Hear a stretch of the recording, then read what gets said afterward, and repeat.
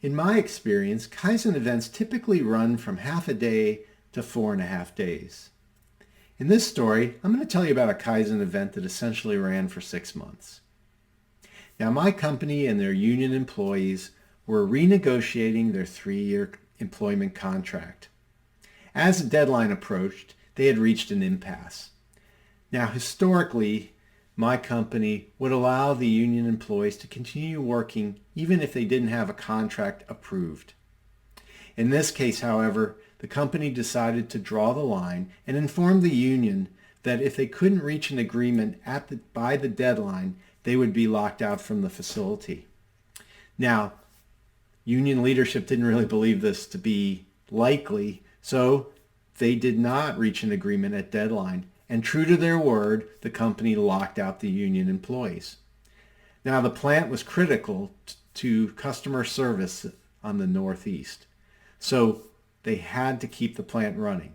So they hired a group of replacement workers and engaged corporate staff, plant staff, and retirees to try to continue running the plant. Now, I was in China helping a team build a factory with a series of Kaizen events. I returned back to the United States about 2 weeks after the lockout had started, and I was asked if I would be willing to help the team at the factory. Well, I, of course, was willing and was hoping that I could provide some value to help run the plant in the safest, most productive manner possible.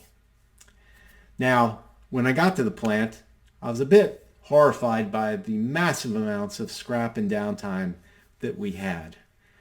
We clearly didn't have the experience and the familiarity with the equipment to run it as well as our locked out union employees. Now, I was asked to do a combination of supervision, planning, and actual machine operation. And I realized that although this was a helpful area for me to participate in, I could do more. So on my own time, I walked around the line I was helping and saw many opportunities to improve the line from a safety, productivity, quality, and reliability standpoint. One Sunday, while in the plant, I happened to run into the plant manager and spoke with him about what I saw as opportunity and where I thought I could be of more assistance. He was intrigued as I was able to show him very specific examples of ways that I thought I could help improve that safety and reliability in the plant, and he was willing to take me up on my offer. The next morning, he paired me up with the maintenance manager, and we started to develop a plan for the first line and first areas I could help with. The maintenance manager gave me 2 mechanics, and we took a look and got our tools and started to make improvements to the line from a reliability standpoint. Now, every morning, we would get together, set out our plan for the day, and make improvements to the line during either planned or unplanned downtime. Well, it took about a week or so, but things started to get a little bit better, and people started to notice and started to point out other areas that they thought I and my small team of mechanics could help in. Eventually, I was getting calls from the maintenance department where a mechanic might have 2 hours of free time and wanted to know where he or she could help me. We made more and more improvements around the line, and eventually, this work plus work of many others, of course, led to some really great production records and improvements to the line that were sustainable for the long term. Eventually, and thankfully, the lockout ended. And in January, the union employees came back to the plant. Now, because we had made so many changes to the plant that we thought would make it safer and more reliable, I was asked to give tours of those changes so that those union employees would understand what we did and why we did it and how it would impact them from the line that they previously understood. Now, most people understood and appreciated the work we had done. Every so often I would get a challenging question more about not what we had done, but why we had done it.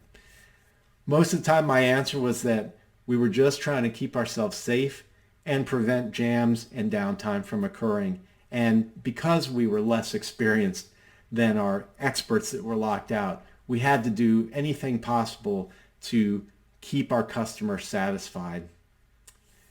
Now, the union president participated in one of those reviews, and he was quite impressed with the changes we made and thought that it will help improve conditions for the skilled workers.